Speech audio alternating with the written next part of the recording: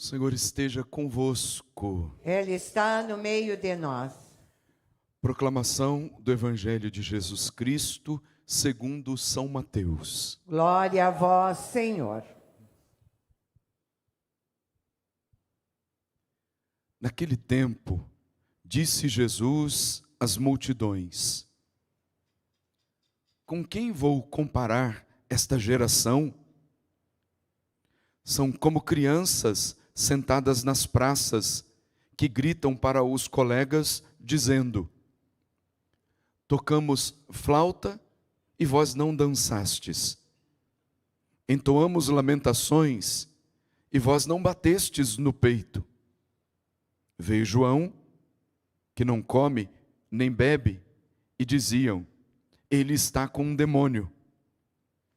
Veio o Filho do Homem, que come e bebe, e dizem: é um comilão e beberrão, amigo de cobradores de impostos e de pecadores. Mas a sabedoria foi reconhecida com base em suas obras. Palavra da salvação. Glória a vós, Senhor.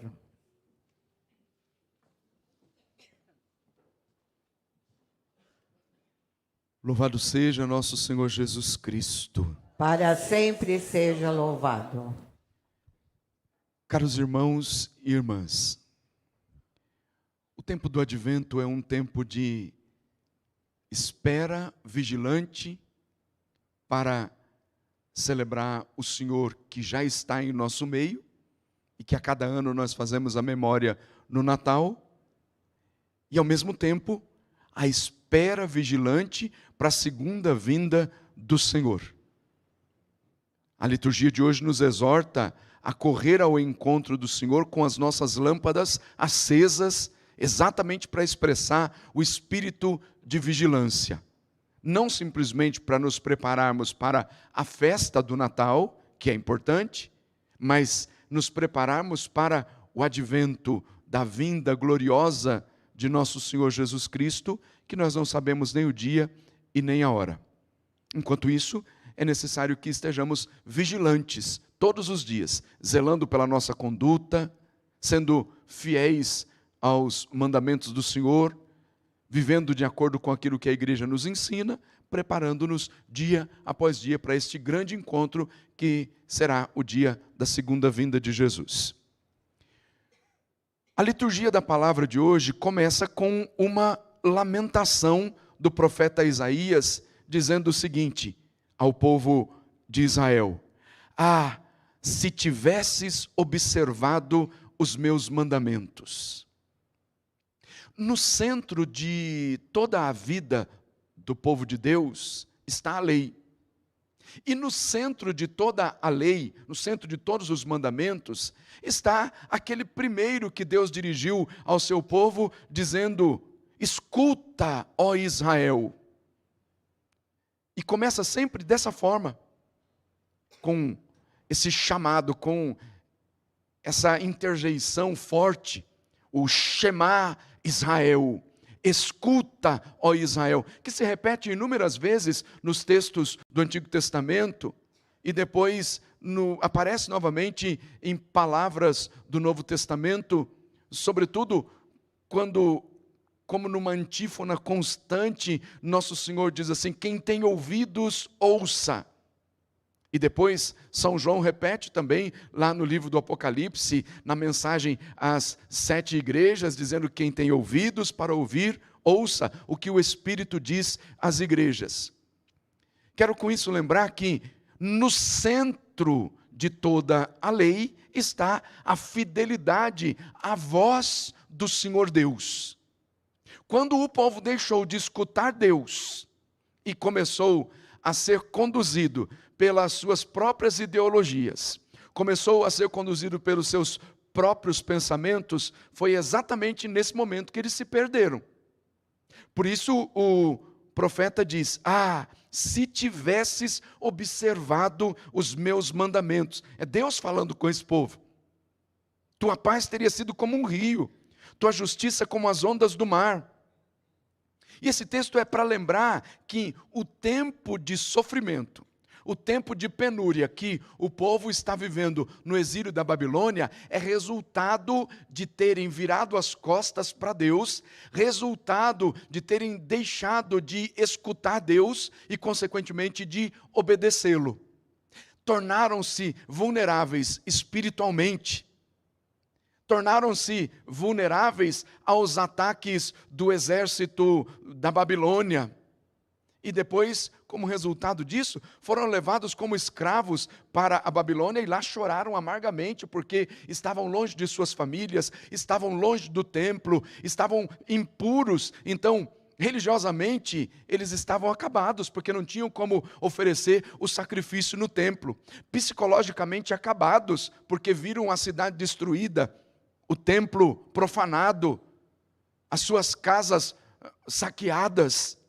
E estavam lá, escravos, como resultado de terem virado as costas para Deus. Foi um período que é comparado ao período que passaram na escravidão do Egito, com uma diferença. Agora, eles é que viraram as costas para Deus.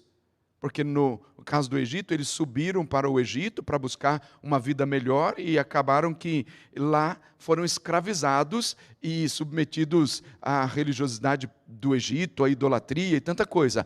Mas agora, nesse período, eles já estavam na terra prometida. Já tinham todos os mandamentos. Deus já tinha falado com esse povo. A primeira revelação já tinha acontecido. Deus já tinha dado os mandamentos. Eles foram introduzidos ali na terra prometida e com uma ordem do Senhor: sejam fiéis.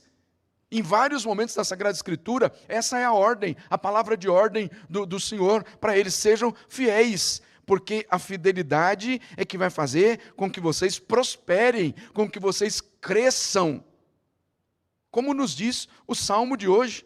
Primeiro faz uma exortação dizendo: bem-aventurado é aquele que não anda conforme o conselho dos perversos, que não entra no caminho dos malvados e encontra seu prazer na lei de Deus e a medita dia e noite. E aí diz: este que é fiel é semelhante a uma árvore que à beira da torrente está plantada, dará frutos ao seu tempo, tudo que fizer vai prosperar, se viver na fidelidade. Quando o povo virou as costas para Deus e foi infiel, abriram brechas na vida espiritual, abriram brechas até na segurança ali do templo e do seu território, e foram levados como escravos. O profeta Isaías, em alguns textos, e sobretudo no texto da noite de Natal, quando apresenta como é que o povo está vivendo, é como se estivesse numa depressão coletiva. O povo está triste, abatido, nas trevas da escuridão, da morte.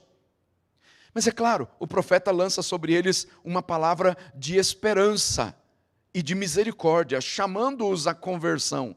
Agora, eles precisam tomar uma iniciativa. A iniciativa de corresponder à graça de Deus. A iniciativa do arrependimento, para voltar à comunhão com Deus. Isso eles não vão conseguir fazer por conta própria. Nos textos do capítulo 40 do profeta Isaías, o escritor sagrado, palavra que vem da boca de Deus, faz questão de dizer a eles que Deus é o libertador, para que eles não temam. Não temam, eu os ajudarei. O tempo da servidão acabou. Então toda a iniciativa de Deus de vir ao encontro deste povo para salvá-los, pedindo uma única coisa: que esse povo correspondesse à graça, que se arrependesse dos pecados, que voltasse o coração inteiramente para o Senhor. E com um legado, até um aprendizado deste tempo tão difícil. E eles mesmos fazem uma renovação da aliança com Deus, quando dizem assim: se de ti Jerusalém, algum dia eu me esquecer. E se de ti Jerusalém, algum dia eu me esquecer, está para dizer assim: se de ti, ó Deus, algum dia eu me esquecer, que se prenda a minha língua ao céu da boca. Porque perceberam que longe de Deus, longe do templo, na desobediência a Deus, na infidelidade, eles só colheram coisas ruins. Então, para voltarem à vida, para voltarem à comunhão com Deus, eles precisavam unicamente de um passo na direção do Senhor. Este passo é a correspondência à graça, num caminho de arrependimento, num caminho de conversão. Porque aqueles que vivem na fidelidade, olha a palavra do Salmo, ele é semelhante a uma árvore que sentada à beira da torrente está plantada. Ela sempre dá seus frutos a seu tempo, e jamais as suas folhas vão murchar. Eis que tudo o que ele faz vai prosperar.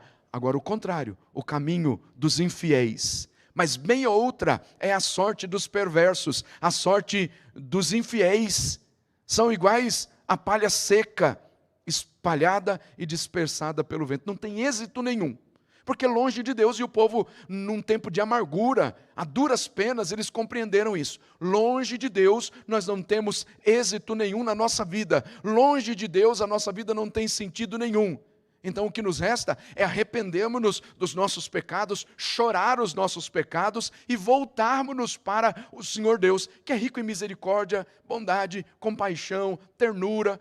Aliás, o Salmo diz isso, sua ternura abraça toda criatura.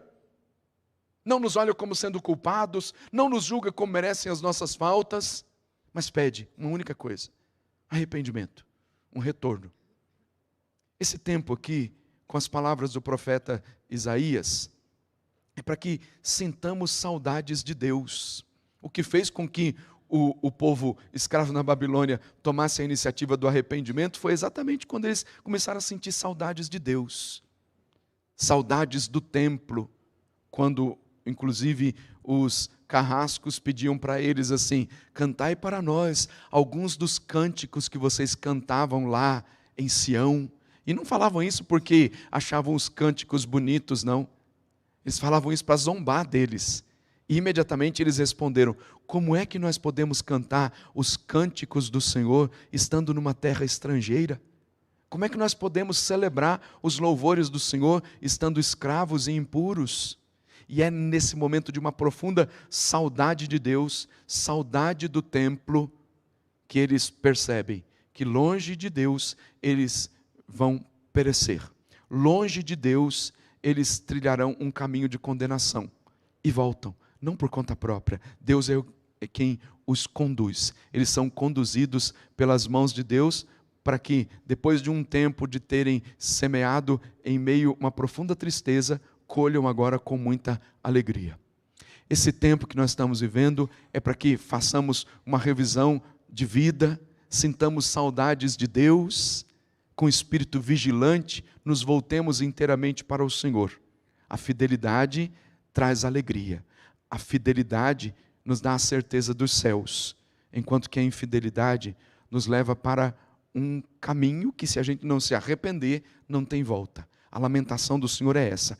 Ah, se tivesses observado os meus mandamentos. Sejamos fiéis e não indiferentes à palavra do Senhor. Escutemos o Senhor e a Ele obedeçamos. É o critério fundamental para que tenhamos vida plena no Senhor. Busquemos o Senhor enquanto Ele se deixa encontrar. Assim seja, em nome do Pai, do Filho e do Espírito Santo. Amém.